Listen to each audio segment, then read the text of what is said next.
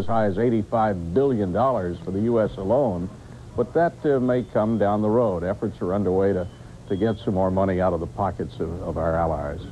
All right, ABC's Bill Greenwood live for us this morning at the White House. Bill, we do appreciate it. I'm going to take a break right now. In a couple of moments, we're going to come back and talk with Zubin Mehta, the renowned musical director, who is one of many who have decided to actually go potentially in harm's way. He traveled from the United States to Israel. We'll be back in a moment.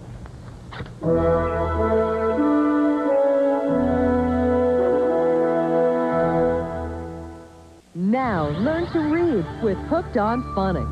Because Hooked on Phonics is set to music, the right and left brain work together with dramatic reading results.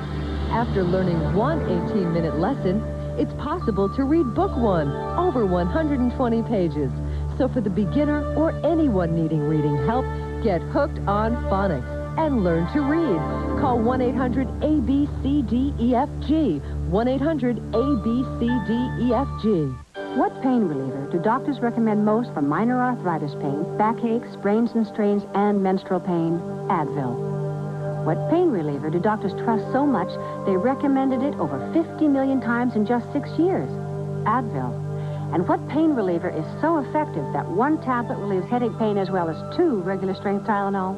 Advil.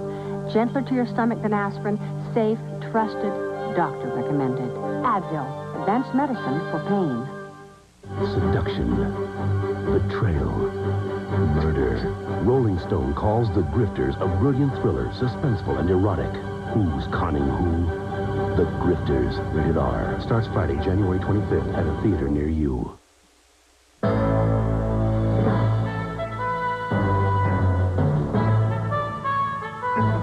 Continuing our coverage of the war in the Persian Gulf right now, it has been axiomatic that during the toughest days in the state of Israel's history, that many American Jews, and others for that matter, have gone to Israel during its toughest, bleakest hours to offer whatever help they can, either whenever possible in Israel's armed defense forces or serving in various capacities in civil service jobs, quite often in hospitals to help out. This situation, the crisis as it emerged, was no exception. A number of people have traveled to Israel to offer what help they can, and in view now of the missile strikes against Israel, it seems more poignant than ever to see the action that's going on over there. One of the people who has in fact gone to Israel to see what he can do is Zubin Mehta, the famed former director of the New York Philharmonic, the director of the Israeli Philharmonic, and a man who is now joining us live from Jerusalem. Good morning, Mr. Mehta. Good morning. You were in the process of traveling, I believe, from Europe to New York for some performances when you changed your mind and diverted yourself to Israel. Why did you do that? Well, I've been in this country for the last 30 years. I feel myself adopted by them. I am the music director of the orchestra here, and I just felt that my place was here at this moment, before the conflict started. And the boost of morale that my musicians and the country people have had here, seeing me come to them whilst most people are leaving, has been quite tremendous. And in other words, whatever we can do to help the Israeli at this moment, we should. You were there, obviously, for the, I would presume, for the 73 Yom Kippur War. You were there in 67. How does this crisis, this war, differ from the others in terms of the attitudes that you're seeing there? Well, the new dimension is, of course, poison gas. And this morning, early this morning, when we were huddled together in this sequestered floor of the Hilton Hotel, hermetically sealed 6th floor, of course, the gas mask was the difference. Were you luckily... I'm sorry, sir, go ahead. No, there was a great morale there. People were frightened initially, but luckily there was no poison gas in the bombs that were dropped into Israel today. And we'll just wait for tomorrow night, I suppose. I see you out now. It looks like a fairly pleasant day in Tel Aviv. Yes. You have no fear as you stand out there? You have no apprehension? Well, we do a little bit, but you know, when we've gone through this many conflicts, this one is a little bit further away. The missiles are not as lethal as the ones the Americans are firing into Baghdad, that's for sure. And I went to a bomb site this morning, and the crater was considerably large, but nothing like a Tomahawk missile would have done. Give me a description of what the neighborhood was like. I presume that other people maybe were attracted to the scene as well. Tell us what they were saying and how they were acting. Well, as in anything in Tel Aviv, you've got 10 languages going on at the same time, and there were Argentinians, Spanish, French, Germans in this shelter all through the night. People were trying to phone home. The news crews were going into each hotel room trying to get their local authorities. But all this was done with gas masks on. And I must say, it was quite an upbeat atmosphere in spite of all this, the sirens going. And it was about 4 hours until we found out that we could finally leave the shelter and, go back to bed. Did the people want revenge? Did the people want the Israeli Defense Forces to take action as retaliation immediately? Yes, the general feeling is that the Israelis should react. Of course, some of us feel that they should be under the American umbrella, and that a sort of a strange maverick action will not be beneficial. But the general feeling amongst the Israelis is they should take care of their own business. Now, the word we're getting is that obviously the administration, the Bush administration, does not want that to happen, and that they have, in so many words, essentially promised to make good on this, on behalf of the Israelis. Do you think that the Israeli people are prepared to sublimate their feelings to allow the United States to act as their protector in this case, or in any case for that matter? Well, they surely don't have as much trust in a foreign power as they do in their own, simply because their own defense forces have shown up such incredible courage in all the other wars and have such an incredible record. But it will be, of course, between Jerusalem and Washington to work that out. The gut feeling is, let's take care of our own business. The issue that Saddam Hussein tried to raise, of course, was the one of linkage between his occupation of Kuwait and the Israeli control of the West Bank and the Gaza Strip. Do you think, in view of what's happened now, the average Israeli person and the Israeli government will be more or less likely to try to look for some deal to accommodate Palestinian aspirations? Well, this particular government, I don't think will ask for any deal or allow any deal. Of course, the man in Iraq knows that the only thing that unifies the Arab world today is the Israeli question, and that's, of course, his trump card, I suppose. Have you managed to see any Palestinians during your trip there? And if so, how have they approached life since the crisis got to the war stage? I went to Jaffa yesterday and talked to a few Palestinians. They seemed quite calm, but on the other hand, when we heard them being interviewed by the several television stations, they were in a state of shock. They didn't realize, and one of them even admitted that he knew that this couldn't last long with Saddam, but he didn't know that the American forces would strike that hard. I understand, sir, that you plan to try to give some sort of concert to help raise morale. Is that true? No, not at the moment. Not at the moment. We'll have to wait for that to be over. But I presume that's something you'll aspire to when the situation calms down a bit, huh? Well, music is very important for the people of Israel, much more than one believes. And during the Yom Kippur War, we used to give 2 concerts a day. At the moment, the government order, because of the poison gas danger, is not to leave the home. So therefore, of course, it's impossible to think of anything like that. Well, we'll wait for the day when you can, sir. Mr. Zubin Mehta, thank you very much. Take a break right now. We'll have a commercial break, and after the break, our local stations will be able to cut away for their own updates. We'll be back as our coverage continues in just a moment.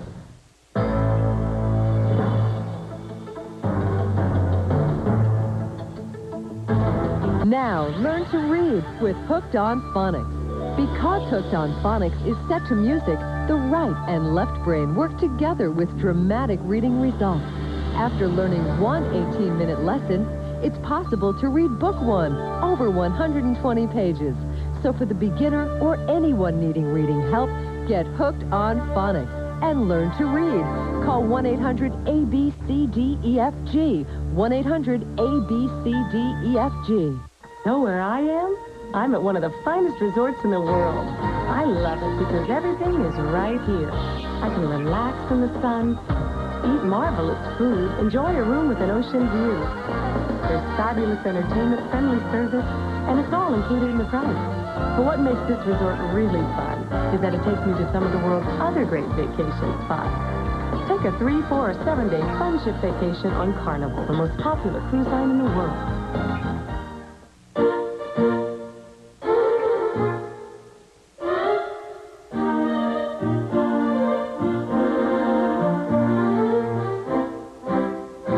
If after test driving a Sterling, you find another car with all of its standard features and appointments for $28,500 or less, we'll do more than congratulate you. We'll buy it for you.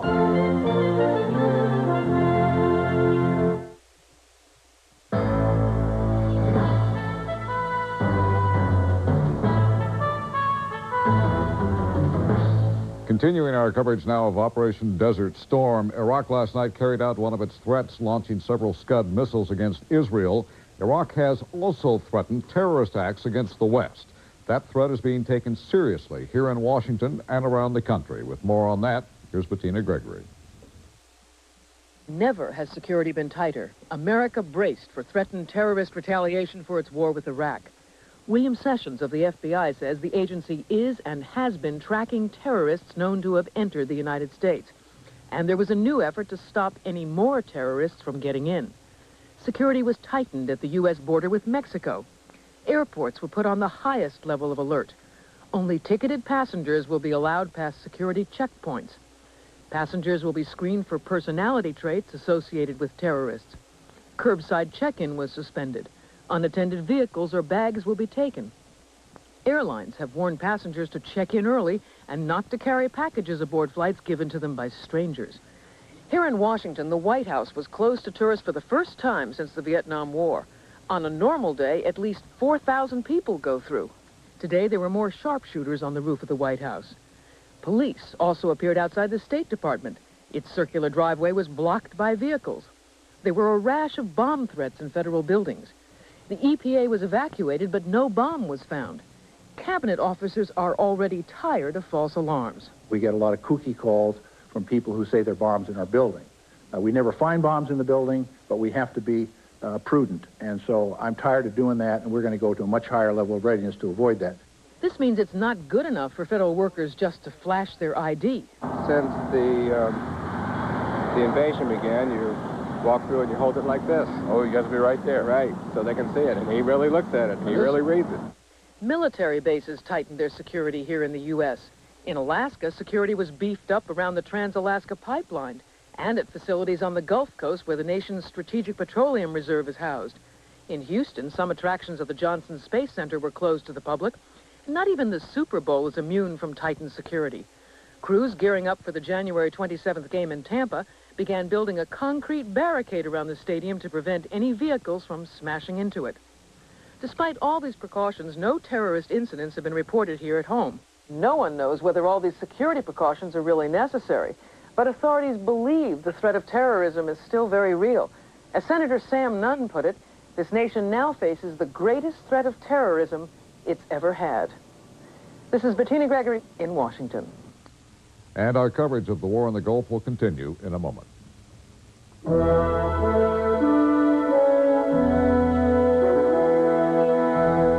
War in the Gulf. Powerful images, powerful words. We are all eyewitnesses to history. Stay with Peter Jennings, Ted Koppel, and the Experience of ABC News.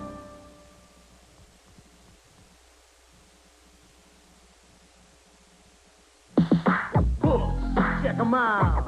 Books, check 'em out. Here's a book. You got a fantasy? Imagination can take you to where you want to be. Are you curious? How can you find out? Books, check 'em out.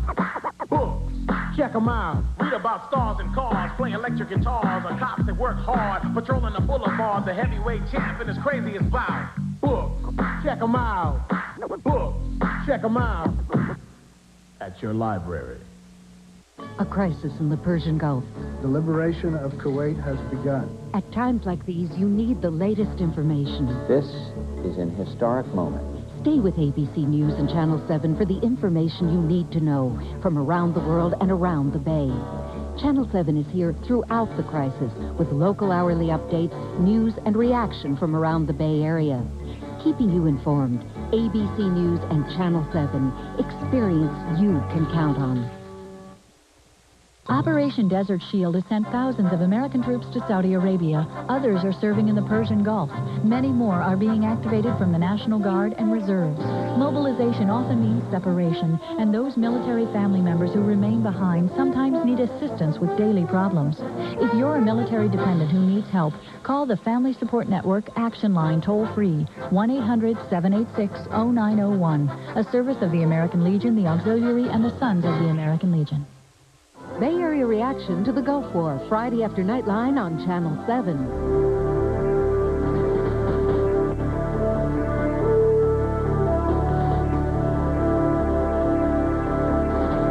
ABC News coverage of the Gulf War continues. Here again in New York, Mike Schneider. For those of you who just joined us, an update on the latest events in the Persian Gulf War.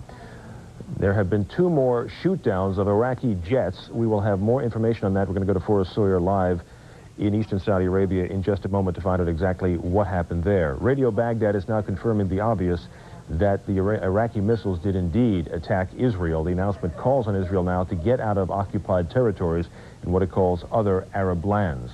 The Israeli Prime Minister Yitzhak Shamir is meeting with his cabinet right now, trying to decide upon a response to the attack. So far, Israel does appear to be holding back, perhaps at the behest of the United States and its allies.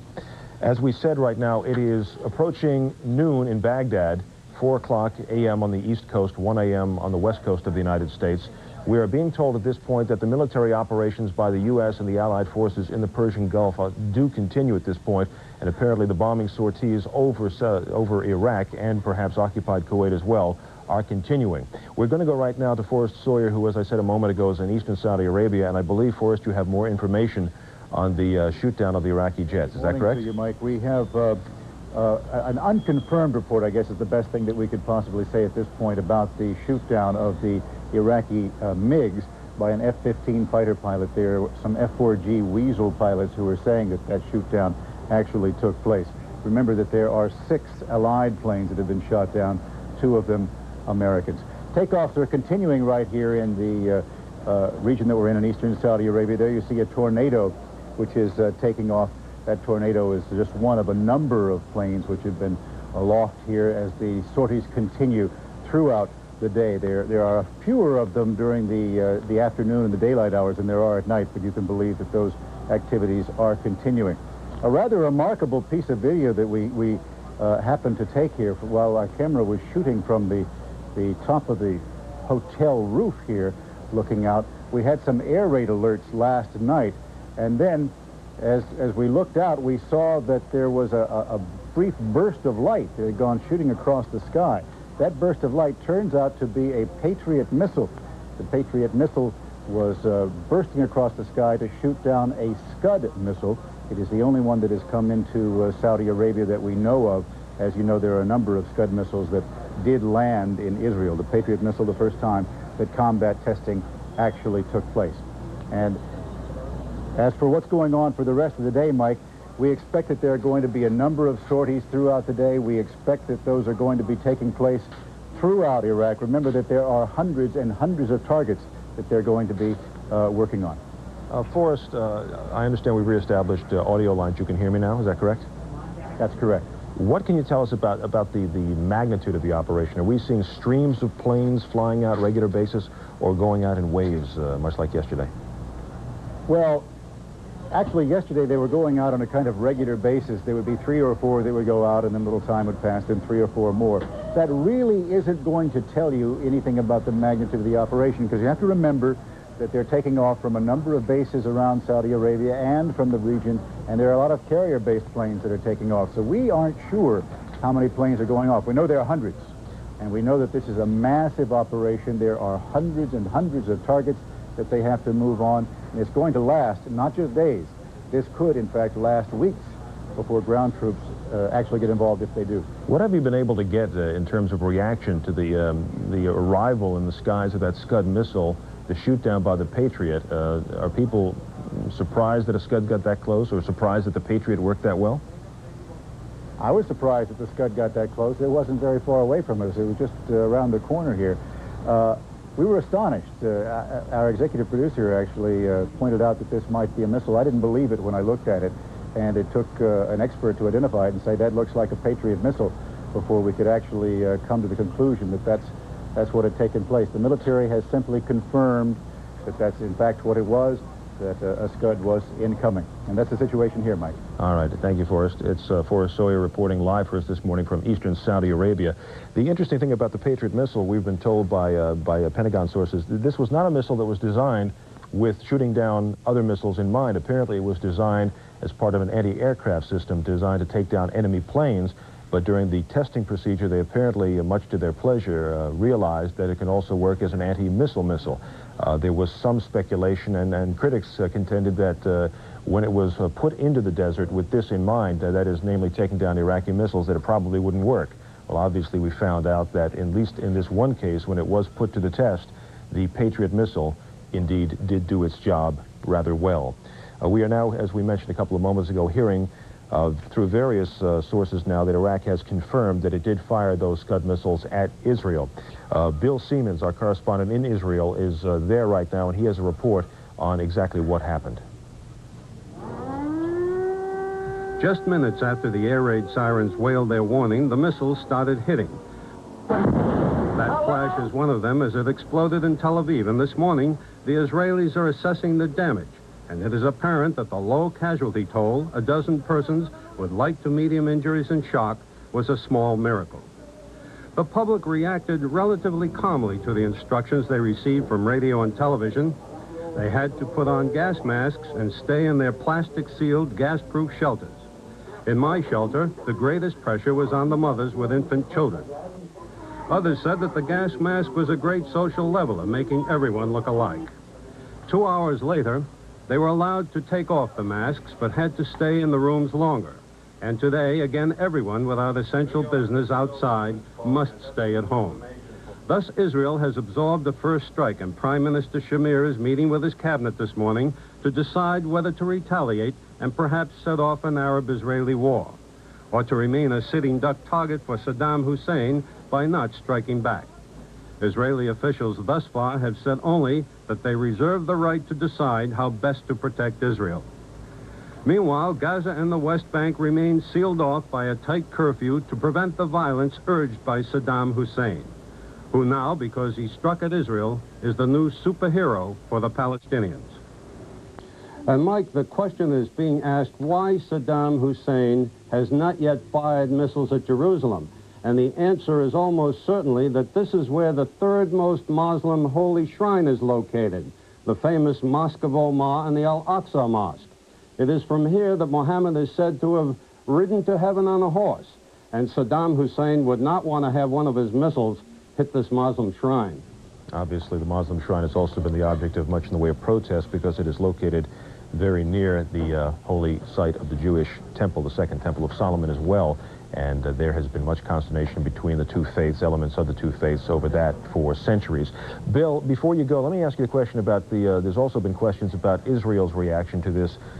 Many are chagrined within Israel that the government has not taken action yet. But I understand the cabinet meeting is still underway? That's right, Mike, and I've just spoken to a top Israeli official asking him about what is going on.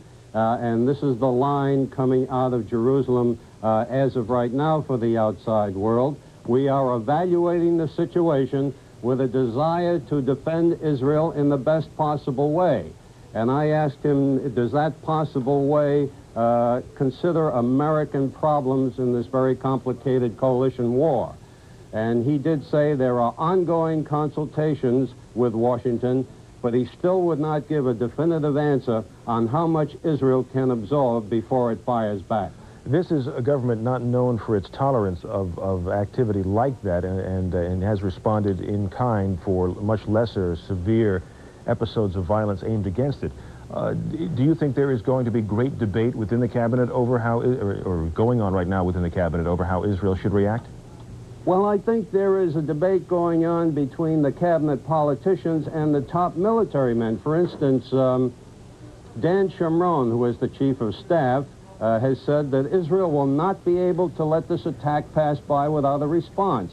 And his quote is being repeatedly used by Israel radio, even as Prime Minister is trying to work out his political problem on how to answer Saddam Hussein and still satisfy Washington. Do we have any indication that there is still much in the way of communications going on between Jerusalem and Washington?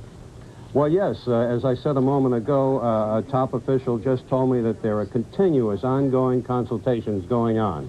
I'd like to remind everybody, Mike, and it's important to note that the all-clear signal still hasn't been sounded here in Israel, and the Israelis are still being told to stay at home. In effect, technically, there is still an air raid alert on, and the problem continues to be, as you have often mentioned in your reports, those mobile launches that can be moved frequently and hidden, even though the American planes have launched a massive assault in the area. Have the Israelis been promised that there's going to be a quid pro quo here, that Iraq attacks, the U.S. defends Israel's interests? Well, I think what has been repeatedly described as reports from the Pentagon as a massive all-out American assault this morning on the area where the missile launches are located is part of the plan to hold the Israelis back and satisfy them that an answer is being given. What about Israel's neighbor to the east, the immediate neighbor to the east, Jordan? King Hussein made mention just a few days ago that he would tolerate no violations of his airspace, and I think today he once again made mention of the fact that he wouldn't tolerate any violation by the Israelis. Are the Israelis expressing any sense of outrage over what one would presume to be the trajectory from Iraq through Jordanian airspace ultimately to the ground in Israel? As yet, that particular element has not come up, but the Israelis do consider Jordan as a tremendous potential problem. They have answered that by saying that if they have to retaliate, there are options, and indicating that they don't necessarily have to go through Jordanian airspace. But I think that if the hit on Israel is serious enough, Jordan airspace is going to be a minor problem. Bill, we've heard a lot about the seething resentment within the Palestinian refugee camps and the Palestinians in Gaza and the occupied West Bank, but there are Arabs who live in Israel, Israel proper, who have regular jobs and go to work and interact with Israeli Jews on a regular basis. What is their status throughout the crisis here? They're in a very painful position. Many have said, look, we are Israeli citizens and we live by Israeli law and we stick to Israeli law. But they say deep in our hearts we're Palestinians. They do identify and they do sympathize, but right now their best interests are being good Israeli citizens. Politically, you've been in Israel for a good number of years now. What does a crisis like this do to the political structure of the country? Does it push it farther to the right? The political structure of the country comes together in crisis. It has historically here in Israel, and as I reported earlier, there has been a public show of consensus and unity from opposition leader Shimon Peres, who did meet with Prime Minister Shamir in what was called a special emergency forum to discuss this problem. But it was primarily one of those photo call handshakes across the table to show the Israeli public that the two political enemies are together on this one. What about the Soviet Jews who have arrived there by the tens of thousands? Are they in harm's way? Have we had any reaction from them? No, we haven't had any reaction from them, but I think they must be in a state of future shock, walking off the plane and being issued gas masks. They are just following instructions like everybody else, and there's a program here in Israel, a volunteer program, where Israeli families adopt Russian families and see them through, advise them about things, and I'm sure they're advising them very closely on how to get through this crisis. Bill, we must take a break right now. We thank you once again. Bill Siemens, ABC correspondent in Israel. We'll take a break, be back with more reaction to the war situation from American on the home front in a moment.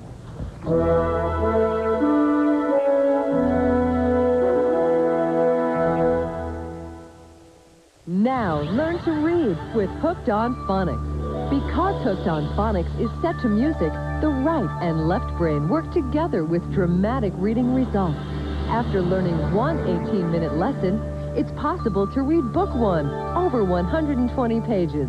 So for the beginner or anyone needing reading help, get hooked on phonics and learn to read. Call 1-800-ABCDEFG, 1-800-ABCDEFG.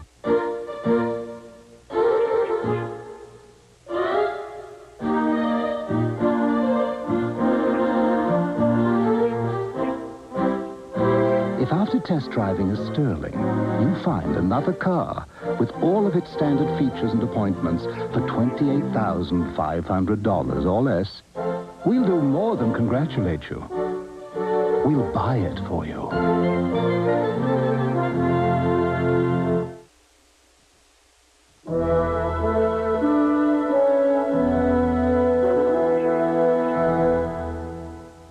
Obviously, we continue our coverage now of the war in the Persian Gulf. It doesn't take a genius to know that this country has gone through a catharsis over the last couple of days as U.S. forces have gone into battle in a way that they haven't been in decades. And suddenly we find ourselves with troops overseas and with casualties. It's a very emotional time for most Americans. And now with the sudden inclusion of Israel into the hostilities and the Iraqi attack on the Jewish state, you would not be surprised to know that many American Jews are feeling twisted in many more ways than that. There is a large protest demonstration, actually a demonstration in support of Israel orchestrated today, set for the Crown Heights section of Brooklyn by one of the Orthodox Jewish groups there. And we're now getting reaction from American Jewish leaders as to the attack by Saddam Hussein on Israel last night.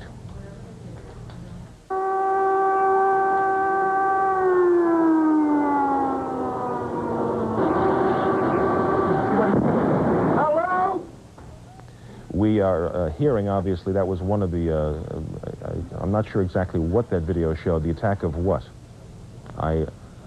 Okay, I'm not sure. I'm not going to even belabor the point there, trying to tell you what that was. That is not the video we intended to show you, and when we get the video we intended to show you, we will show it to you. In this country, people are not necessarily of one mind. There are people who have support for the U.S. efforts in the Persian Gulf, and there are people who are vehemently opposed to the sending of our troops overseas. There has been much anti-war activity across the country, and in Los Angeles there has been a big demonstration. I believe it is on the campus of UCLA.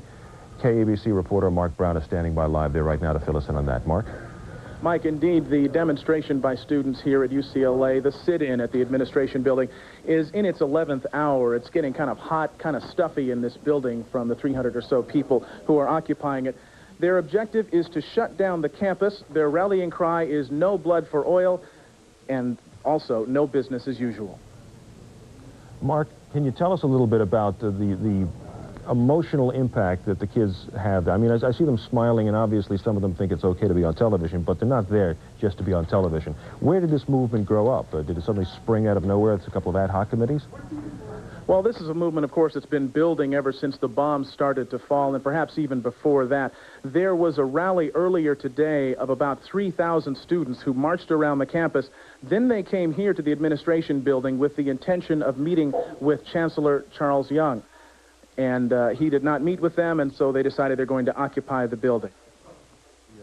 What have the administration's reaction been to this thus far? Are they planning to let them go ahead, or are they going to bring in the police? Well, the administration we talked to earlier, they said that they will not bring in the police if the students will be orderly in their occupation of the building, whatever that means. The students are asking that the campus be shut down next Thursday so they can conduct a teach-in.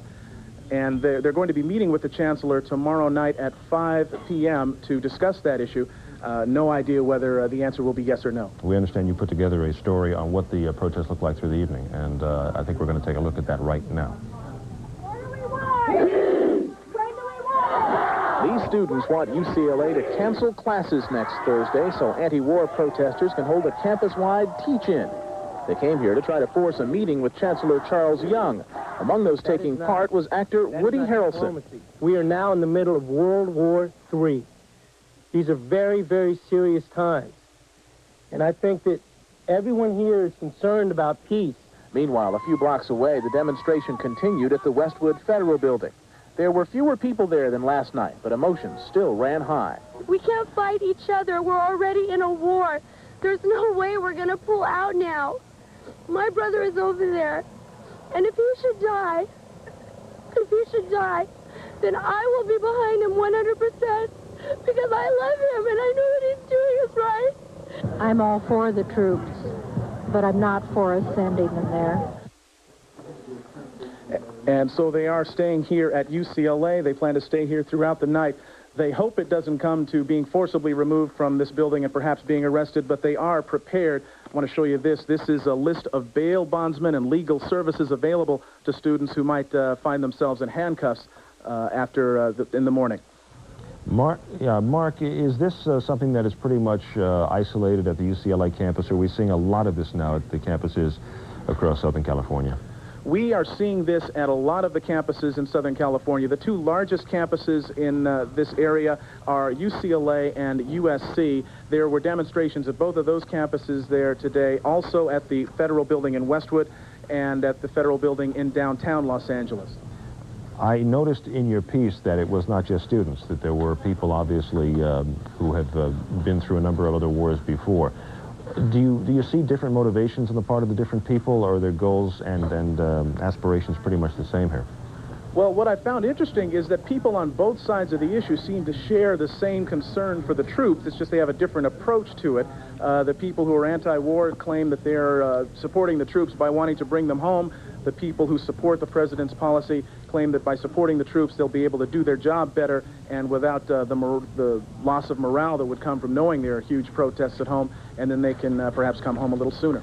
Thank you, Mark. That's KABC Television's Mark Brown reporting to us live from the campus of the University of California in Los Angeles, UCLA.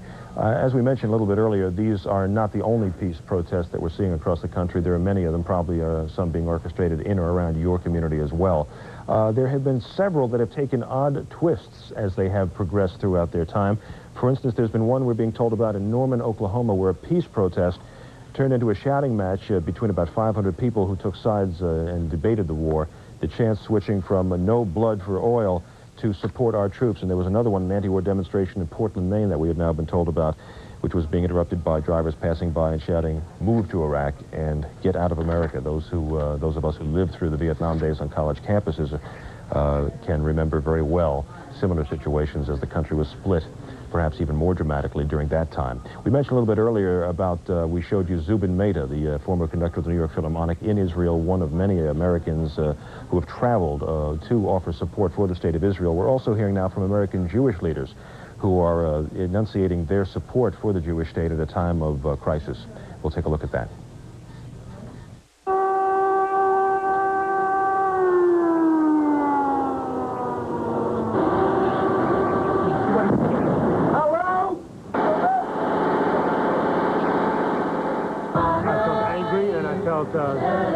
Anxious, and I just wanted to, get up and react some way. I feel hurt because I do have relatives in Israel. My heart went into my stomach, and I just wanted to find some way to compensate these feelings and come together. Would they question us defending ourselves? They wouldn't. It's Israel. There's no reason why we shouldn't retaliate. You have to keep a level head, and there is the coalition to consider, and you don't want to splinter everything up. And then if Iraq does crumble, you don't want a big grab for power.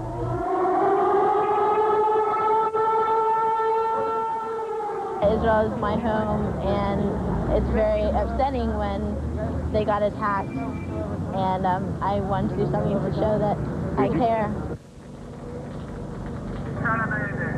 Israel has survived by protecting its own interests over these 42 years.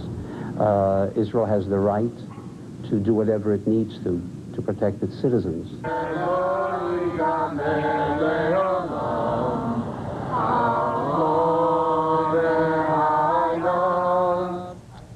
We will take a break right now. Local stations will have an opportunity after this commercial break to provide their own update on the situation, and we will be back with more coverage in a moment.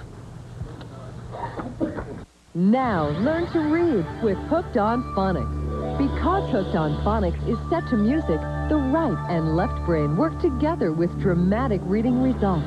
After learning one 18-minute lesson, it's possible to read Book 1, over 120 pages.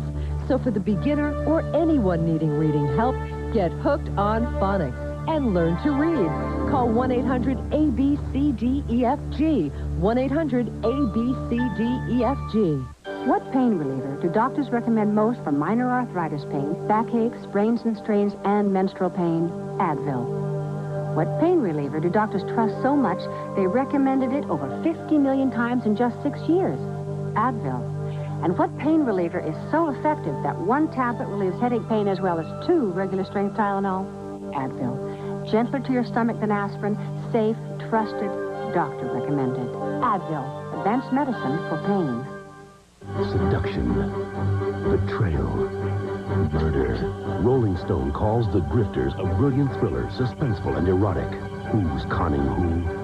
The Grifters, rated R. Starts Friday, January 25th at a theater near you.